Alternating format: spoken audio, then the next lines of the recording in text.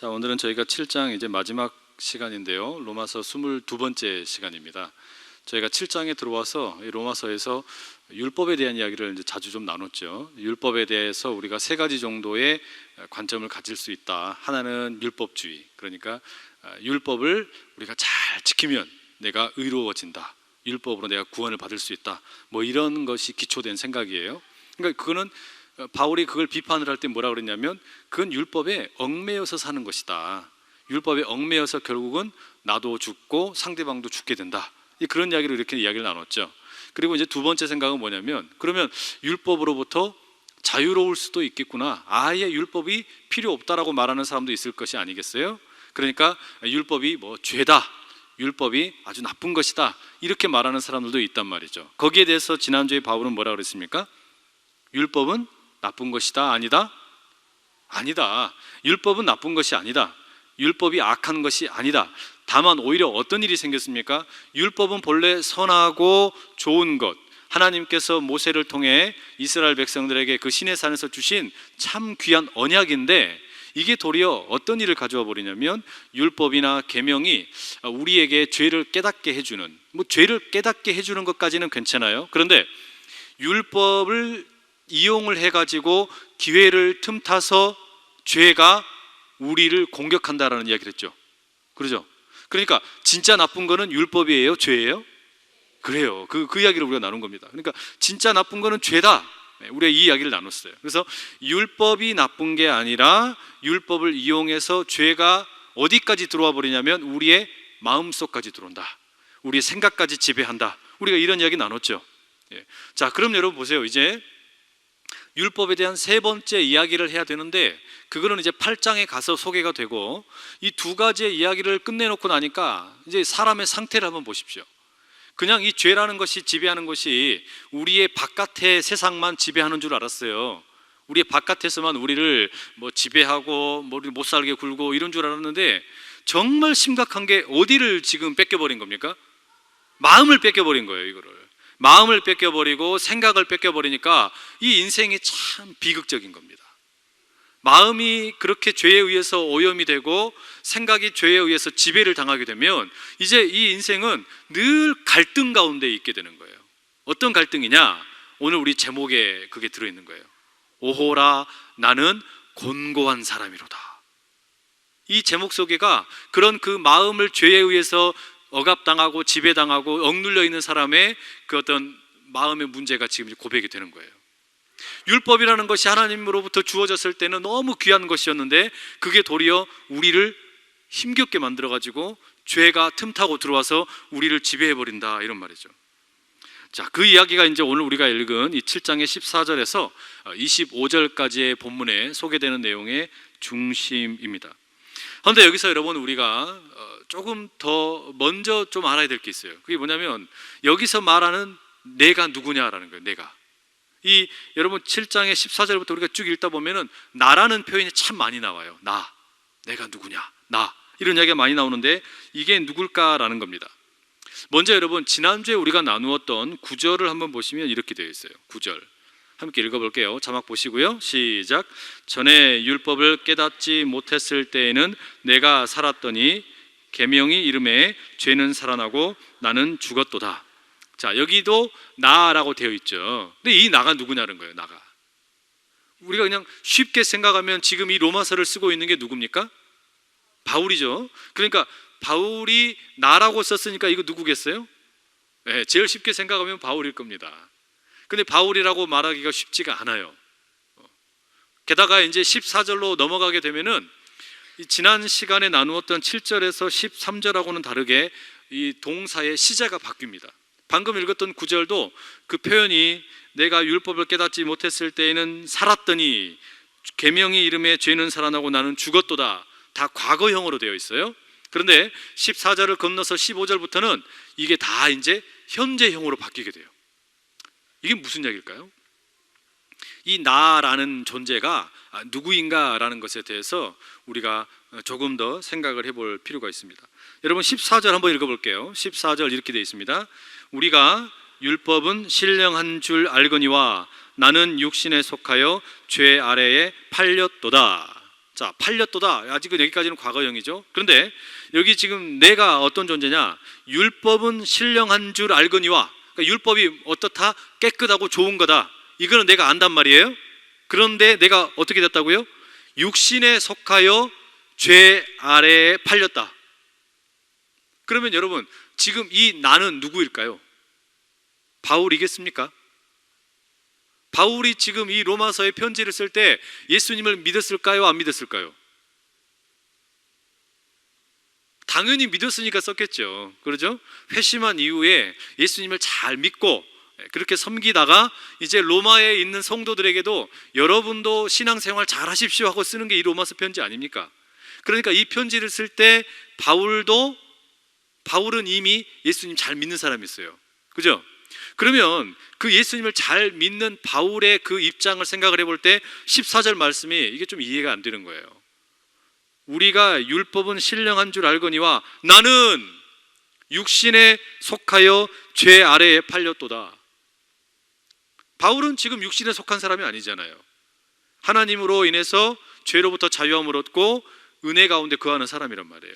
그런데 뭐라고 표현하냐면 나는 육신에 속하여 죄 아래에 팔렸도다. 그 뒤에 나오는 15절에도 16절에도 계속해서 표현되는 이 나라는 존재는 바울로 이해를 하면 이해가 잘 안 됩니다. 왜냐하면요, 여기에 나오는 사람은 지금 율법에 아주 그냥 눌려있고 율법 때문에 막 지쳐있고 율법에 의해서 꽉 눌려있는, 율법에 사로잡혀 있던 사람이든지 아니면 율법에 의해서 완전히 그냥 율법은 필요 없는 거다 이렇게 생각하는 사람이든지 그런 어떤 율법 때문에 어려움을 겪는 사람이어야 되거든요. 그런데 바울이 다른 성경에 보면은 율법에 대해서 이렇게 이야기합니다. 갈라디아서 1장 14절에 이런 표현이 나와요. 내가 내 동족 중 여러 연갑자보다 유대교를 지나치게 믿어 내 조상의 전통에 대하여 더욱 열심히 있었으나, 그러니까 바울이 율법을 잘 지켰다는 말이죠. 유대교를 아주 미친 듯이 섬겼다는 말이에요. 열심히 했다는 거예요. 그리고 빌립보서 3장의 5, 6절에 가게 되면 바울이 율법에 대해서 자기가 얼마나 철저했나 이렇게 이야기해 줍니다. 나는 8일 만에 할례를 받고 이스라엘 족속이요 베냐민 지파요 히브리인 중에 히브리인이요 율법으로는 바리새인이요 열심히는 교회를 박해하고 율법의 의로는 흠이 없는 자라. 율법으로 자기는 완벽하대요. 율법으로는 너무 완벽하다고 자기 스스로를 그렇게 평가를 하는 거예요. 얼마나 뛰어난 사람입니까? 그러니까 이 사람은 지금 이 바울을 우리가 이 7장의 14절 이하에 나오는 그 나라는 사람으로 지칭하기가 어려워요. 왜냐하면 이 율법이 바울의 경우에는 율법을 다 지켰기 때문에 죄가 틈타서 들어오지 않았다라고 지금 자기는 이야기하는 정도로 자신만만한 사람이었거든요. 그런데 여기에 표현되는 지금 이 율법에 의해서 넘어지는 사람, 죄가 침투해 들어오는 사람, 그 사람은 늘 지금 은혜 아래 거하지 못하고 또 죄 아래 거하면서 신음하고 있는 사람으로 묘사가 되는 겁니다. 그래서 여기 묘사되어 있는 나를 우리가 바울이라고 하기보다는 뭐라고 이해를 하시면 좋냐면, 어려운 이야기는 다 빼버리고 지난주에 여러분 제가 아담에 대한 이야기 함께 나눴던 거 기억나세요? 아담. 네, 우리가 그 율법에 의해서 죄가 들어오는 거 이야기하면서 아담을 예로 들었잖아요. 아담이 에덴 동산에 거할 때 계명이 있었습니까? 없었습니까? 있었어요. 그죠? 어떤 계명이었냐면 선악을 알게 하는 나무의 과일을 먹지 말라, 이런 계명이 있었죠. 그래서 그 계명이 있었기 때문에 그 계명 때문에 사실은 아담과 하와는 하나님을 향하여 살 수가 있었어요. 왜냐하면 그것이 나는 피조물이고 하나님은 나의 창조주이구나 라는 것을 깨달을 수 있는 일종의 시금석이 되었다는 말이에요. 그런데 뱀이라는 놈이 기회를 엿봐가지고 그 계명을 틈타서 어떻게 합니까? 아담과 하와를 공격을 하죠. 이 마음에 탐심을 심어놓는단 말이에요. 욕심을 심어넣어요. 그래서 그 욕심으로 인해 가지고 먹지 말아야 될 선악을 알게 하는 나무의 과일을 먹어버렸어요. 우리가 그 이야기를 떠올려 보면 지금 여기에 등장하는 나도 바로 그런 그 연장선에 있는 사람이라고 생각을 하면 됩니다. 그러니까 아담이에요. 아담과 같은 사람이란 이 말이에요. 아담처럼 죄에 의해서 계명을 죄가 이용을 해가지고 우리에게 들어와서 넘어지게 만드는, 그래서 넘어지는 사람, 그런 아담과 같은 사람이란 말이에요. 아직 예수님을 만나지 못하고 이 죄 때문에 죄가 율법을 이용해서 공격을 하면 그냥 픽픽 쓰러지는 사람, 이런 사람이란 말이에요. 아담처럼. 그러면 이해가 되시겠어요? 자, 이제 여기에 나오는 나는 이런 사람이다 라고 생각을 하시고 이제 읽으시면 됩니다. 이게 뭐가 중요하냐면, 이게 왜 이 이야기를 드리냐면, 여기 나오는 나는 지금 그리스도인이 아니다, 요거를 일단 기억을 하시란 말이에요. 여기 나오는 나, 여기에 설명되고 있는 나는 그리스도인, 그러니까 예수님을 만난 사람이 아니다. 예수님을 만나기 이전에 아담과 같은 존재다, 이 말이에요. 요걸 기억하고 우리가 읽어가자는 말입니다. 지난주에 그 아담의 비유에서부터 시작을 해서 이해되세요? 네. 머리가 좀 복잡을 하시죠? 그래도 여하튼 여기 나오는 나는 지금 아담과 같은 존재다라는 걸 붙들고 이제 읽어가자는 겁니다. 아시겠죠? 자, 그러면 이런 그 아담과 같은 존재로 율법 때문에, 그러니까 율법에 의해서 죄가 틈타고 들어와가지고 우리의 마음에다 욕심을 심어주고 마음이 부패해지면서 죄에 의해서 사로잡혀서 마음과 생각이 부패하게 된 이런 존재들, 자, 이런 존재들을 14절에 뭐라 그러냐면, 우리가 율법은 신령한 줄 알거니와, 그러니까 율법은 좋다는 거 안다, 율법은 거룩하다는 거 안다. 그런데 나는 육신에 속하여. 육신에 속하여. 여기 육신은 우리 몸을 말하는 게 아니에요. 육신은 지금 말하자면 내가 지배를 당하고 있는 신분의 상태, 존재의 양태를 말하는 거예요. 우리가 5장에서랑 6장에서 이야기했던 걸로 비유하자면, 내가 이 뭡니까, 그 거지처럼 살고 있는 모습, 그걸 가리키는 게 이 육신에 거한다라는 것이에요. 그러니까 영과 육 이렇게 대조를 시킬 때, 바울이 말할 때 육신은 우리 몸뚱아리를 말하는 게 아닙니다. 우리가 죄 아래 놓여 있는 존재로 살아가는 걸 육신, 이렇게 말을 해요. 영은 성령을 따라서 사는 거, 이걸 말하는 거예요. 그러니까 무엇을 따라 사느냐, 그걸 비유하는 표현이에요. 그러니까 지금 14절에 육신에 속하여, 내가 육신에 속한다라는 말은 죄의 지배를 받고 있다라고 말해도 됩니다. 그래서 그 뒤에 보시면 죄 아래에 팔렸도다, 이렇게 되어 있었어요. 자, 이런 존재는 지금 여러분 어떤 이제 문제를 갖고 있냐? 15절에 이제 이렇게 나옵니다. 15절 함께 읽어볼게요. 15절 시작. 내가 행하는 것을 내가 알지 못하노니 곧 내가 원하는 것은 행하지 아니하고 도리어 미워하는 것을 행함이라. 요게 계속 반복되는 표현입니다. 이게 무슨 이야기냐면, 내가 율법을 보니까, 율법을 만나고 나니까, 아, 율법이 좋은 거구나, 율법이 신령한 거구나, 이건 어떻게 된 거예요? 깨달았어요. 알았어요. 그건 내가 알았다는 말이에요. 아, 내가 율법을 행해야 되겠구나 라는 건 알았단 말이에요. 그런데 몸으로 행하는 것은 어때요? 도리어 내가 미워하는 것을 행한다는 거예요.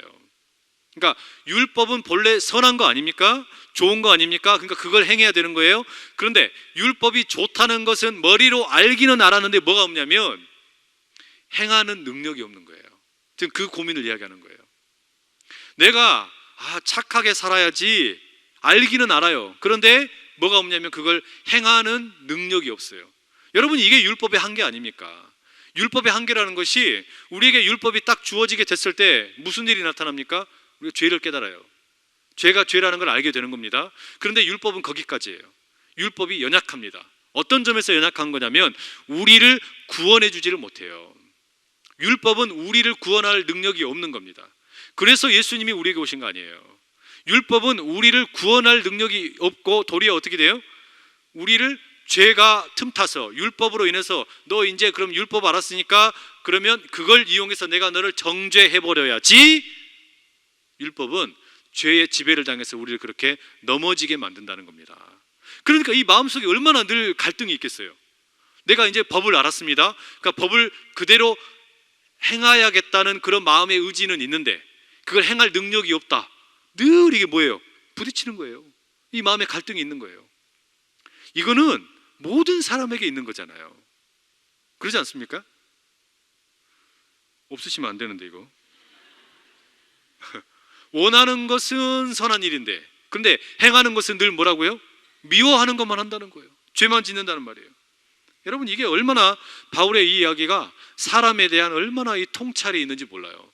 사람에 대한 분석, 사람이 어떤 존재인가에 대해서 꿰뚫어 보고 있다는 말이죠. 16절과 17절에도 그게 이어져서 이렇게 표현이 됩니다. 자, 함께 읽어볼게요. 16절, 17절 시작. 만일 내가 원하지 아니하는 그것을 행하면 내가 이로써 율법이 선한 것을 시인하노니 이제는 그것을 행하는 자가 내가 아니요 내 속에 거하는 죄니라. 자, 여러분, 그래서 바울이 지난주에 우리가 이야기 나눌 때 율법은 선한 것이다, 율법은 깨끗한 것이다, 그래서 율법은 죄가 아니다, 율법은 사망이 아니다, 우리 이런 이야기 나눴죠. 근데 그것처럼 그 율법 때문에 우리의 마음이 이제 죄로 인해서 부패해지고 생각이 부패해지고 나니까 우리의 마음에 늘 갈등이 일어나는 거예요. 선한 것을 하고자 하는 의지와 악한 것에 의해서 이 죄에 의해 지배를 받고 있는 이 어떤 생각, 이 두 개가 부딪히는데 내가 하고 싶은 것, 선한 것을 하지 못하고 악한 것을 하게 되는 건 무엇 때문이라고요? 죄 때문이래요. 죄 때문이다. 이 죄의 영향력으로 지배를 받아서 늘 계속해서 그렇게 넘어진다는 거예요. 이걸 좀 설명을 드리자면 이런 거죠. 우리가 얼마나 착하게 살고 싶습니까? 그리고 뭐 가족들 안에서도 자녀들에게도 늘 잘해주고 싶어 하시죠. 그러지 않으세요? 막 자녀를 보면 막 그냥 못해주고 싶어서 막 그러세요? 잘해주고 싶으시잖아요. 저도 그래요. 저도 제 아이들에게 어떻게든 하여튼 말도 좀 예쁘게 하고 싶고 잘해주고 싶어요. 그런데 생각과 달리 그들의 현실을 보게 되면, 그들의 모습을 보고 나면은 막 화가 나는 거예요. 화가. 집에를 딱 갔는데 딸의 방을 딱 열게 되면은 막 그냥 무슨 지가 매미도 아니고 뱀도 아닌데 학교를 갔다 오고 나면은 허물 벗듯이 옷을 다 벗어놓고 아무데나 던져놓고 막 젖은 수건도 여기다 던져놓고 저기 던져놓고 뭐 도대체 이게 너는 도대체 왜 그러니? 사랑하는 딸아, 거룩한 딸아, 주의 존귀한 백성아, 어찌하여 너는 이러하니? 이렇게 예쁘게 말해야 되잖아요. 야, 이 애기야! 이런단 말이에요.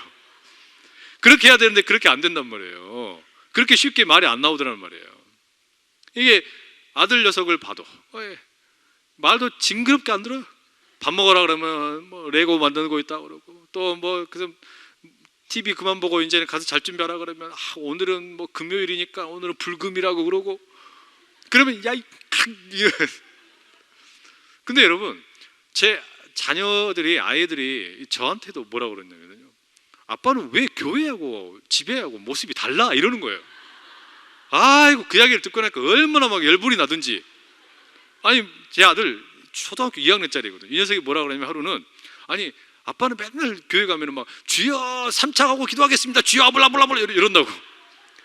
이 녀석이 교회를 내가 이제 작년에 데리고 오지를 말아야 되겠어요. 근데 맨날 아버지는 맨날 집에 와가지고 교회에서는 막 주여 손 들고 기도합시다 이렇게 하고서는 왜 집에 와서는 우리한테는 그렇게 이렇게 무뚝뚝하게 말해요? 이러면서 막 놀리더란 말이에요. 할 말이 없어요. 할 말이. 하여튼 이분 살아가지고 막 그래서 근데 그 아이를 데려다 놓고, 존귀하고 귀하고 예쁜 아들아, 내가 너를 참으로 이제는 좀 잘하라고 이렇게 이야기해주고 싶다. 이게 부드럽게 말해야 되잖아요. 근데 우이씨 이렇게 되잖아요. 이게 이렇게 돼버린단 말이에요. 그래가지고 오늘도 아까 오후 시간에 잠깐 집에 들어갔더니 아이들이랑 같이 이제 뭐 저녁을 간단히 먹자 그래가지고 짜왕을 끓여가지고 비빔면 만들어가지고 저는 비빔 먹고 지들은 짜왕 먹고 막 이렇게 먹었어요. 먹고 있는데 또 그 이야기를 아까 하는 거예요. 뭐 아빠는 왜 교회하고 집하고 달라? 이러면서. 그래가지고 그래 알았다. 그러면은 주여 삼창하고 빨리 먹어라. 주여 삼창하고 먹어. 그럴 때 주여 하고 먹어. 그래서 하여튼 이게 뭐예요, 여러분? 마음에서 말 이쁘게 해야지. 아이들에게 이쁘게 말해줘야지. 그리고 좀 착하게 말해줘야지. 이렇게 이쁘게 말해줘야겠다라는 그 마음이 한편에 있으면서 동시에 뭐가 있는 거예요? 이게 그냥 그냥 싸질러 버려. 빨리 말해버려. 이 마음이 두 개가 막 부딪히는 거예요. 여러분은 안 그러시죠? 저만 그런 것 같아요. 여러분은 모두 다 너무나 순수하고 깨끗하시고 맑은 영혼의 소유자이시잖아요. 여러분은 집에서도 언제나 이렇게 흰 옷만 입고 계시고, 예?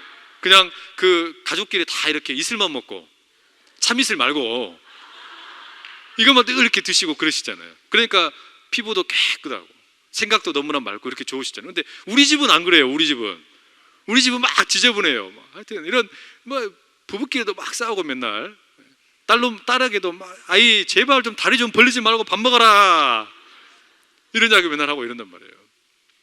여러분 이런 이야기 저희 아들이나 딸에게 하시면 큰일 납니다. 제가 교회 못 나올 수가 있어요. 그래서 집에다가 하시면 안 돼요. 여기서는 우리끼리만 이야기하고 여기서 끝내는 겁니다. 우리끼리만 여기서 하고 끝내야지. 요거 저희 집에 들어가면 제가 하여튼 못 나와요. 근데 여러분은 안 그러시잖아요. 근데 저는 이거 읽으면서 아이고 내 이야기네 막 싶어가지고, 선을 행하고 싶으나 악한 그 생각들이 두 개가 부딪히면서 선의 그 영향력을 막 덮어버리는 거예요. 이기는 거예요. 이런 일들이 지금 이 바울이 고백하는 이야기란 말이에요. 율법이 주어지게 되면 내가 율법대로 살아야지, 그렇게 선하게 살아야지, 이런 어떤 그 깨달음은 있지만 그걸 해낼 뭐가 없다고요? 능력이 없어요. 능력이 없는 거예요. 지금 그게 오호라 나는 곤고한 사람이다 라는 이 바울의 이 고백의 내용입니다.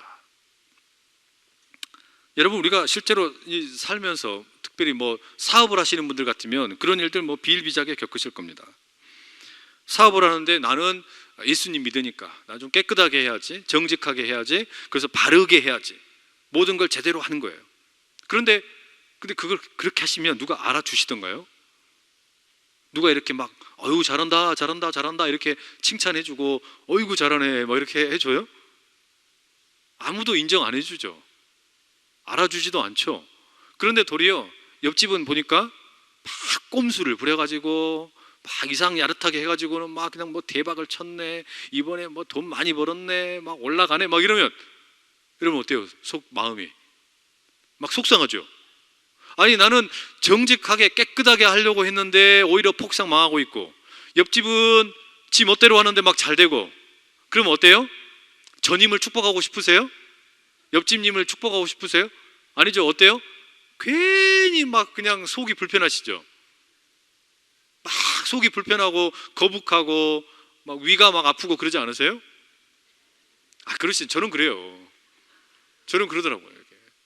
이게 여러분 우리에게 이 마음이 이렇게 있는 거예요. 세상은 우리를 그렇게 늘 이야기를 들려줍니다. 세상에서는 그렇게 하면 야, 너 그렇게 해봐야 아무 티도 안 나. 너 그렇게 해봐야 아무도 알아주지도 않아. 근데 옆에 있는 사람 봐라. 저렇게 지 멋대로 하니까 잘 되잖아. 법 무시하고 하니까 잘 되잖아. 거짓말하니까 잘 되잖아. 속임수 쓰니까 잘 되잖아. 그렇게 여러분 속삭이는 거예요. 그 마음이 우리 안에 이렇게 울컥울컥 일어나면 어때요?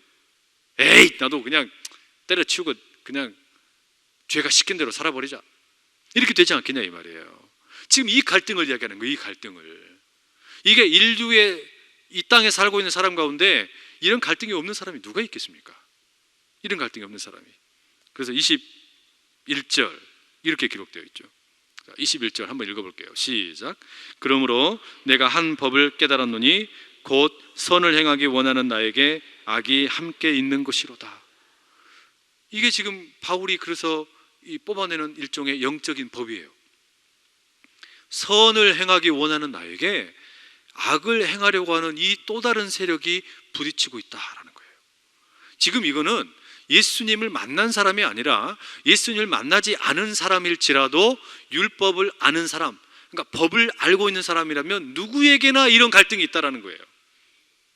이거는 교회 다니는 사람만 갈등하는 게 아니라 모든 사람이 겪는 문제죠. 그러지 않나요? 이게 뭐 교회 다니는 사람만 겪는 문제가 아닙니다.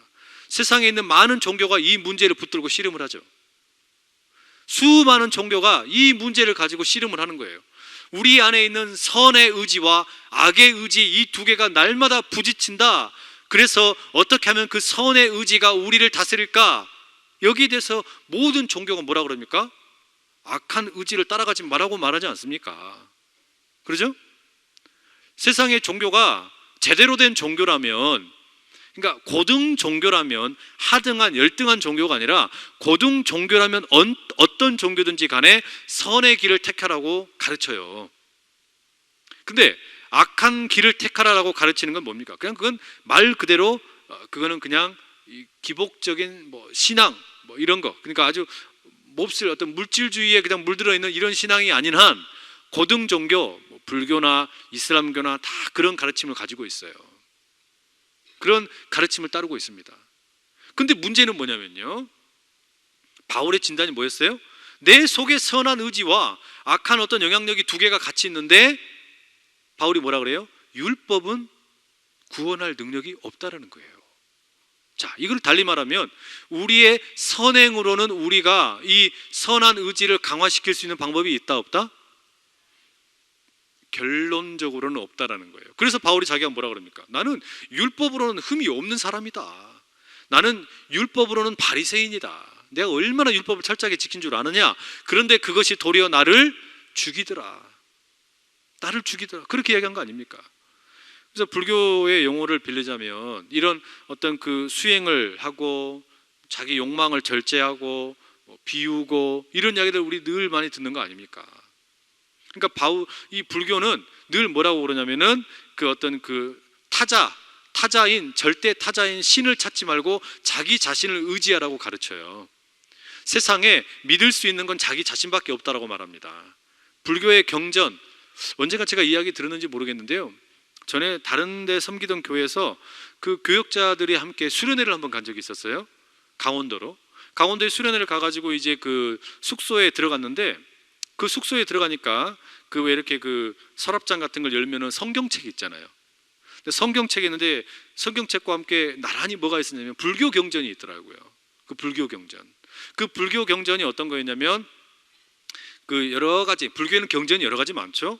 그 불교의 경전들 가운데 가장 중요한 엑기스만 뽑아 놓은 경전 내용이었어요. 자, 이제 호기심이 들어서 그 서랍장 안에 들어있는 예수님과 부처님이 같이 계시는 거 아닙니까? 근데 예수님은 맨날 만나니까 오늘은 부처님을 한번 만나볼까 싶어서 그 불교 경전을 빼가지고 어차피 다 못 읽으니까 머릿말이라도 한번 읽어보자, 서론에 뭐라고 적어놨나 읽어보자, 이렇게 읽어봤단 말이에요. 근데 거기에 뭐라고 적혀있냐? 하늘은 어질지 못하다, 이렇게 적혀있어요. 그 불교의 경전의 첫 마디에 하늘은 어질지 못하다, 하늘은 믿을 게 못 된다, 이렇게 되어 있는 거예요. 그러니까 불교는 철저하게 사람에 대한 탐구를 중심으로 하는 거잖아요. 그게 무슨 이야기냐면 불교도 우리가 열반의 경지에 이르러서 모든 그 어떤 억겁에, 모든 어떤 눌려있는, 우리를 붙들고 있는 악한 것들을 다 떨어내고 우리가 깨끗하게 나아가기를 이렇게 요구하는 거 아닙니까? 그렇게 자기 스스로를 수련하고 또 돌을 닦고 또 그렇게 막 그 공덕을 쌓고 이렇게 하라고 이야기하는 거거든요. 왜 그러냐? 불교의 어떤 그 경전의 내용의 핵심은 하늘은 믿을 게 못 된다는 거예요. 변덕이 심하다라고 적혀 있더라고요. 그러니까 그 세계관을 가지고 있는 거예요, 그 불교의 종교는. 그런데 우리 기독교는 뭐라 그런 거예요? 아니다, 반대다. 내가 나를 못 믿는 거다. 내가 나를 못 믿는 거다. 내 속에 있는 이 선한 의지와 악한 의지가 같이 있는데 여기에서 내가 내 힘으로 이 악한 의지를 제어할 만한 능력이 없다라는 게 우리의 결론 아닙니까? 바울의 인생에 대한 핵심의 통찰력이 거기에 있는 거예요. 우리에게는 이 죄의 능력을 이길 능력이 없고 율법이 주어졌지만 그 율법도 우리를 구원할 능력이 없다. 우리의 선행과 도덕으로는 이게 불가능하다. 이거 이야기하는 거 아니에요. 그래서 우리는 뭐라 그러는 거예요? 예수 그리스도가 필요하다 이야기하는 거 아닙니까? 근데 그 예수님을 만나기 전의 상태가 뭐냐? 24절 이렇게 되어 있죠. 함께 읽어볼게요. 24절 시작. 오호라 나는 곤고한 사람이로다. 이 사망의 몸에서 누가 나를 건져내랴.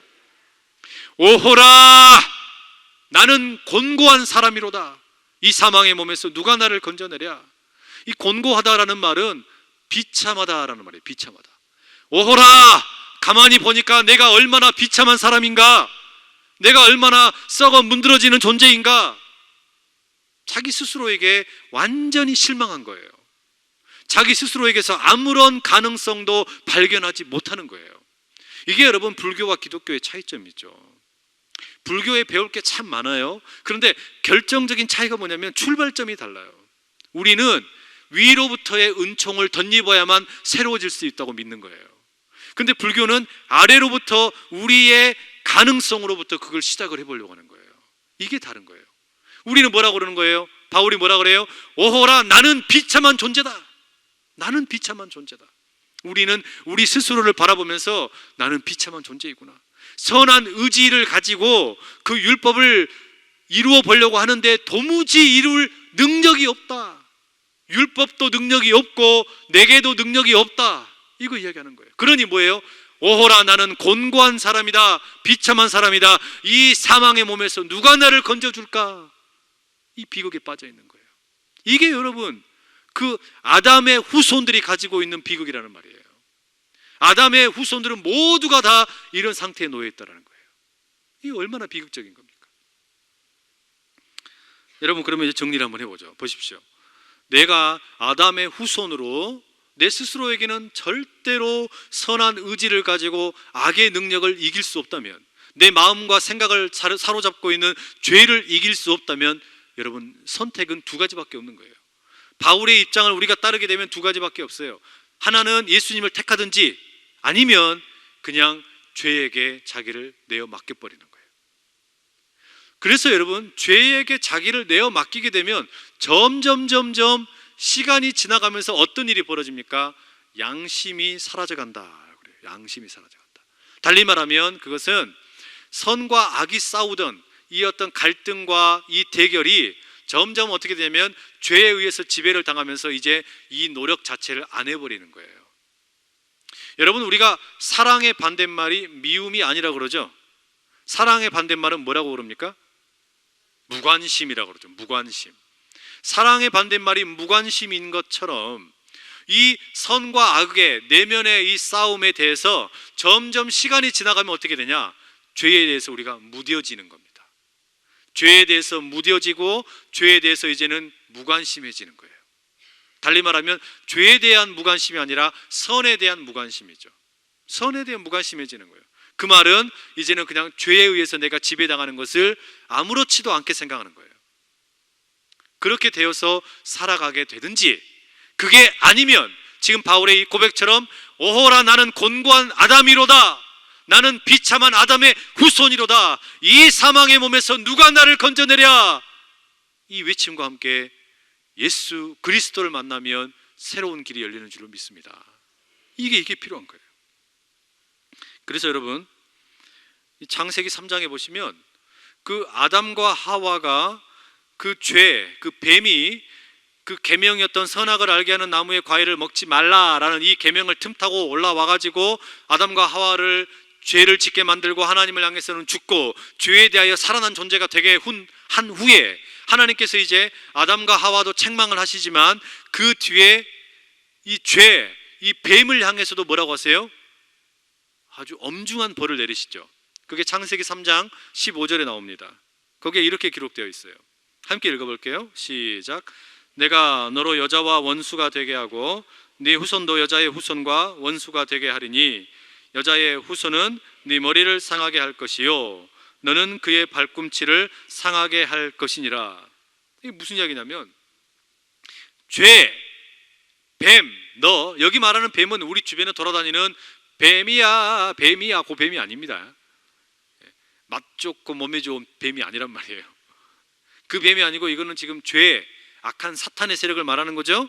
이 사탄의 세력이, 이 마귀가 하나님의 백성인 아담과 하와를 그렇게 병들게 만들고 이제는 죄의 노예로 사로잡히게 만들었는데, 그걸 보시면서 하나님 뭐라 그러시냐?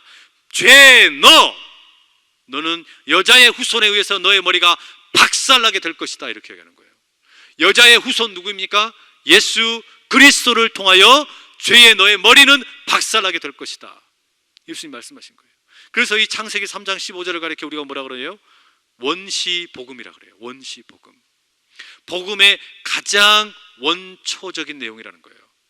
예수님께서 이 땅에 오셔서 여자의 후손으로 오셔서 십자가에 달려 죽으셔서 그 뱀이 그 죄가 이기는 것처럼 보이지만, 그러나 그 죄를 예수님께서 머리를 박살 내실 거라는 거예요.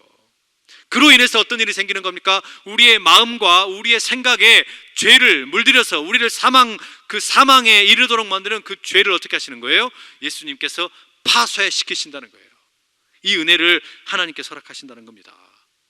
여러분, 그러니 우리가 이제 이 말씀을 읽으면서 무엇을 기억해야 되는 거냐면, 이거는 지금 핵심은 이겁니다. 이거는 지금 예수님을 믿고 있는 사람들에게 주는 말씀이 아니에요.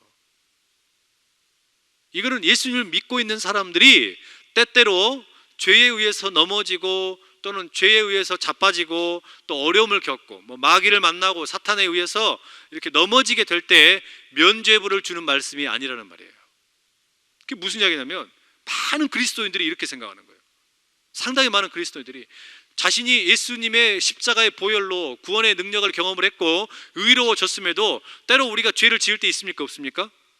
죄를 짓게 되고 넘어질 때가 있죠. 그때 뭐라 그러냐면 로마서 7장에 봐라, 바울도 오호라 나는 공고한 사람이로다, 이 사망의 몸에서 누가 나를 건져내랴.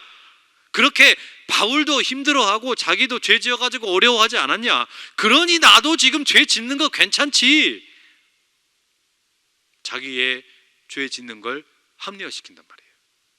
자기가 죄에 의해서 넘어지는 거를 합리화시키고 뭐 이럴 수도 있지 이렇게 생각한단 말이에요. 여러분, 이건 비정상이에요. 이 이야기는 지금 예수님을 만나기 전에 아담과 같은 상태에 있는 사람들 향한 말씀이란 말이에요. 내가 죄를 짓는 게 정상입니까? 비정상입니까? 예수님을 만나기 전에는 그게 당연하게 여겨졌을지 모르지만 예수님을 만난 사람들에게는 이게 이제는 비정상인 거예요. 로마에 있는 교회에 이 편지를 보낼 때 바울이 이 편지를 왜 보내겠어요? 그들은 예수님을 만난 사람들이란 말이에요. 로마에 있는 교회에 있는 사람들께 서로 싸우고 다툼이 일어났습니다. 그런데 로마에 편지를 보내요. 그들에게 보내면서 오호라 나는 곤고한 사람이로다, 이 사망의 몸에서 누가 나를 건져내라 할 때 이것은 지금 예수 믿는 사람들이 서로 싸우고 죄를 짓고 하는 것을 면죄부를 주려고 이 말씀을 한 게 아니에요. 우리는 그런 죄 아래에 지배를 당하고 있던 사람들이었는데 예수님으로 인해서 새 생명을 얻었다라는 걸 말하려고 하는 거예요. 그러니까 여러분, 내가 예수님을 만났고 예수님으로 인해서 의로워졌고 새 생명을 얻었다면 죄를 짓는 건 비정상인 거예요. 날마다 혈기를 부리며 산다면 그건 비정상이란 말이에요. 내가 예수님을 만났는데 날마다 죄에 의해서 넘어지고 있다면 그건 비정상이지, 그거를 면죄부를 받아서 나를 정당화시키려고 하면 안 된다라는 말이에요. 여러분, 우리가 이걸 기억해야 돼요. 우리가 이거를 지금 넘어지면 안 된다는 말입니다. 여기에 속으면 안 돼요. 내가 죄를 이기고 죄를 승리하고 죄와 맞서서 당당하게 승리하는 것이 정상이지, 죄에 넘어져가지고 비실대고 그것을 정당화하고 뭐 괜찮지, 뭐 세상도 다 그렇게 사는데 나도 뭐 이렇게 살면 어때, 바울도 그렇게 힘들어했다는데 괜찮지, 뭐 이게 비정상이에요. 이게 비정상이에요. 오늘 드리려는 말씀의 핵심은 이겁니다. 오호라 나는 곤고한 사람이로다, 이 말은 우리가 해야 될 말이 아니에요. 이건 그리스도인이 하는 말이 아니에요. 그리스도인은 뭐라고 말해야 되는 겁니까? 나는 죄로부터 승리했다. 나는 죄를 이겼다. 나는 죄를 이기고 예수 그리스도의 능력 힘입어서 하나님의 나라를 세워가는 주의 백성이다. 우리는 그렇게 이야기 되는 거예요. 그런데 수없이 많은 그리스도인들이 폐잔병이 되어가지고 죄에 의해서 끌려다니면서 이런 말씀이나 찾아가지고 위로를 삼으려고 그러는 거예요. 이런 말씀을 찾아가지고 뭐라 그런 거예요?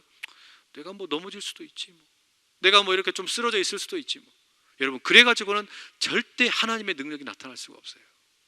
하나님의 능력이 우리를 통해서 드러나려면, 하나님께서 우리를 통해서 위대한 일을 하려고 하시면 죄를 타협을 하고 죄를 그냥 대충 얼버무려서 넘어갈 일이 아니라, 나에게 습관적으로 일어나는 죄가 있다면 그걸 끊고, 잘못되는 것이 있다면 그것을 온전히 단절시키고 하나님께서 기뻐하는 일을 위해서 우리가 달려가야 할 줄로 믿습니다. 그때 능력이 나타났죠. 여러분, 우리가 보통 이렇게 말하죠. 전투와 전쟁은 다르다. 전투와 전쟁은 다르다고 말합니다. 전투는 더 작은 개념이라면 전쟁은 훨씬 더 큰 개념이죠. 그러니 여러분, 우리가 물론 전투에서 질 수는 있어요. 때때로 작은 전투에서 질 수는 있어요. 그러나 그 모든 전투들이 모이는 전쟁에서는 지면 안 되잖아요. 전쟁은 이미 이겼는데, 예수님께서 십자가에 달려 돌아가셨지만 부활하셔서 이미 이 전쟁은 이긴 전쟁이란 말이에요. 이미 이긴 전쟁을 싸우고 있는데, 다만 아직 우리 주 예수 그리스도께서 다시 오시지 않았기 때문에 우리가 이미 왕자의 신분을 얻었고 공주의 신분을 얻었지만 아직 거지와 같은 그런 삶의 습성들이 남아있어서 때때로 전투에 질 수는 있지만 그건 비정상이란 말이에요. 나는 이미 왕자가 되었고 공주가 되었어요. 그러니 이 모든 거지의 습성을 버리는 게 정상이라는 거 아닙니까? 그러니 때때로 전투에서 한두 번씩 질 수는 있지만 그건 비정상이다. 우리 스스로가 그 마음을 먹어야 되는 거예요. 내가 때때로 전투에서 한두 번 질 수 있지만 그걸 당연하게 생각해 버리면 맨날 지는 거예요. 그러나 한두 번 지는 거 그게 비정상이고 나는 이길 수 있다, 성령께서 함께 하시면 이길 수 있다, 이 능력을 가지고 이 믿음을 가지고 달려가면서 하나님의 허락하신 모든 삶의 전쟁 가운데 승리하며 나가는 저와 여러분 되기를 축복합니다. 그래서 여러분 이제 8장에 들어가게 되면 뭐가 나오는 거예요? 그 전쟁에서 어떻게 승리하느냐, 요 이야기가 나오는 거예요. 우리가 이 핑계를 대지 말자는 거예요. 내가 지는 거 당연하게 여기지 말자는 거예요. 혈기 부리는 거 당연하게 여기지 말자. 내가 죄와 타협하면서 사는 거 당연히 여기지 말자는 거예요. 며칠 전에 보면서 뉴스 보면서 제일 안타까웠던 게 하나 있었는데 그게 뭐냐면 오랫동안 세무 공무원, 세금을 내는 거를 오랫동안 탈루하고 고액 체납자가 된 사람이 한 명 있었어요. 근데 이 사람을 이 세무서에서 이제는 그 압류를 해가지고 집안을 수색을 했어요. 그랬더니 세금을 안 냈던 이 사람의 집에서 돈다발이 많이 나온 겁니다. 근데 돈다발과 함께 뭐가 발견이 된 줄 아세요? 기사 보신 분들은 알 겁니다. 그 교회에 기부금 영수증이 나온 거예요. 거기에 보니까 11조를 많이 한 게 이렇게 나온 거예요. 막 화가 나더라고요. 화가 나요. 막 화가 난 거예요. 어떻게 이럴 수 있냐 이거예요. 어떻게 이럴 수 있냐. 우리 그렇게 살지 말자는 거 아닙니까? 우리 그렇게 살지 말자. 하나님께서 보시기에 정직하게 살기 위해서 몸부림치면서 살아야지. 그렇게 살면 안 된다. 꼼수 부리려고 하지 말고 하나님께서 기뻐하시는 방법대로 살려고 우리가 노력하자. 물론 그러다 보면은 때로 질 수도 있어요. 그러나 그걸 당연히 여기면 안 된단 말이에요. 우리가 힘있게 승리하면서 뭘 믿어야 되는 겁니까? 정직하게 해도, 힘있게 나가면, 내가 깨끗하게 해도 하나님께서 형통하게 해주실 것을 믿을 수 있기를 축복합니다. 우리 그 믿음이 있어야 되는 거예요. 그 믿음이. 하나님, 내가 깨끗하게 해도, 정직하게 해도, 죄를 미워해도 세상에서 승리하고 형통하는 복을 누리게 하여 주십시오. 이 정도 배짱을 가지고 나가야죠. 이 배짱 가지고 우리가 함께 그냥 똘똘 뭉쳐가지고 서로 죄와 타협하려고 할 때마다 아이고 우리 그러지 맙시다, 다시 힘냅시다, 그렇게 서로 격려해주고 도와주면서 힘있게 나가는, 그래야 이게 믿음의 공동체가 되는 것이지, 그거 없이 그냥 대충 얼버무리고 살게 되면 거기에 능력이 나타나지 않는 거예요.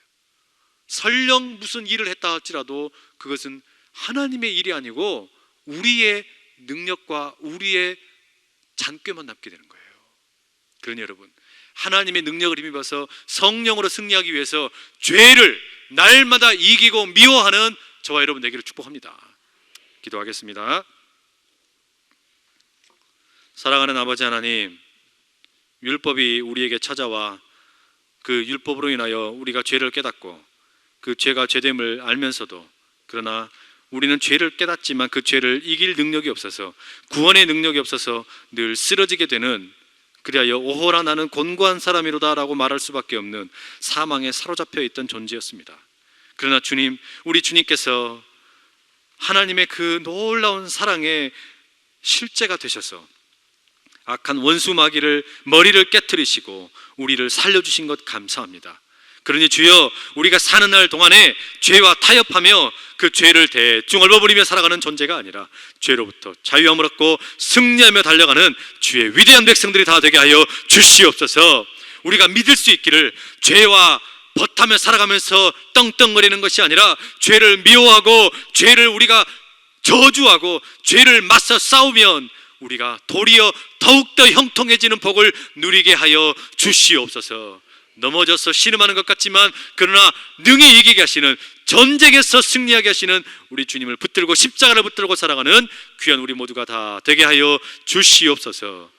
예수님 귀하신 이름으로 간절히 기도하옵나이다. 아멘.